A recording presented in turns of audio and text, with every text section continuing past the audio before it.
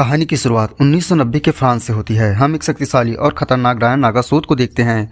वह तंत्र विद्या कर रही थी, लेकिन गांव वाले और एक कट्टर पादरी विशप ग्रोगन उसे पकड़ लेते हैं। नागासोत को जिंदा जला दिया जाता है, लेकिन मरने से पहले वह एक लकड़ी के बोर्ड पर श्राप छोड़ देती है। अब कहानी वर्तमान के न्यू ऑरलियंस में आती है। हमारी मुख्य किरदार एमिली, जो एक पूर्व ड्रग एडिक्ट है और अपनी जिंदगी को फिर से पटरी पर लाने की कोशिश कर रही है, अपने मंगेतर क्रिश्चियन के साथ एक नया रेस्टोरेंट खोलने की तैयारी कर रही है। क्रिश्चियन अपने दोस्तों के साथ मिलकर फ्रेंच क्वार्टर में एक पुराना घर खरीदता है जिसे वे रेस्टोरेंट बनाना चाहते हैं।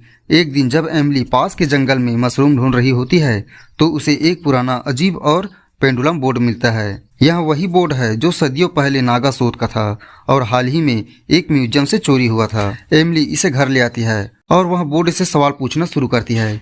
शुरू में सब कुछ जादुई लगता है। बोर्ड उसे उसकी खोई हुई सगाई की अंगूठी ढूंढने में मदद करता है, लेकिन धीरे धीरे एमिली को अजीब आवाजें और डरावने साए दिखने लगते हैं। क्रिश्चियन को लगता है कि एमिली फिर से ड्रग्स लेने लगी है, लेकिन एमिली जानती है कि बोर्ड के जरिए कोई उससे बात कर रहा है। हालात तब बिगड़ने लगते हैं जब एमिली के आसपास के लोगों के साथ हादसे होने लगते हैं।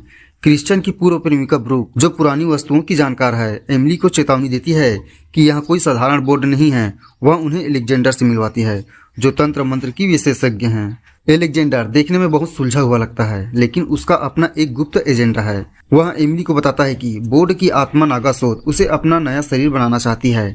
एलेक्जेंडर एक नया सीन्स आयोजित करता है जहां वह एमिली को एक गहरे सम्मोहन में भेज देता है। यहाँ एक बड़ा खुलासा होता है।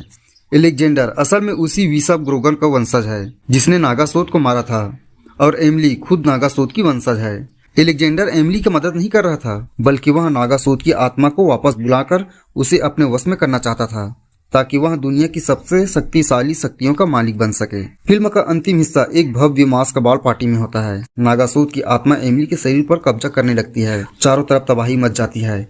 क्रिश्चियन को समझ आता है कि उसे एमिली को बचाने के लिए उस बोर्ड को नष्ट करना होगा, और वह आग और अपनी इच्छा शक्ति को इस्तेमाल करता है। एमिली अपने अंदर की बुराई से लड़ती है। एक भयानक लड़ाई के बाद वे बोर्ड को तोड़ने में कामयाब होते हैं, जिससे नागासोत की साया गायब हो जाती है और एलेक्जेंडर का अंत होता है और क्रिश्चियन भी मारा जाता है। फिल्म के अंत में एमिली और क्रिश्चियन की पूर्व प्रेमिका ब्रूक बच जाती है, और यहीं से फिल्म का दी एंड हो जाता है। तो आपको कहानी कैसा लगा हमें कमेंट में जरूर बताएं।